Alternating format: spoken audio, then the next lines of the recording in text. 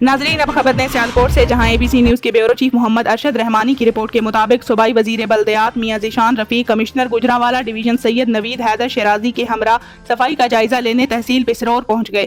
Deputy commissioner Mohammad Zulqarnain, रुकन सूबाई assembly Rana Fayaz, assistant commissioner Qamar Manj, CEO जिला कौंसल उल्फत शहजाद और बल्दिया पिसरौर मोहम्मद यूसुफ भी मौजूद थे।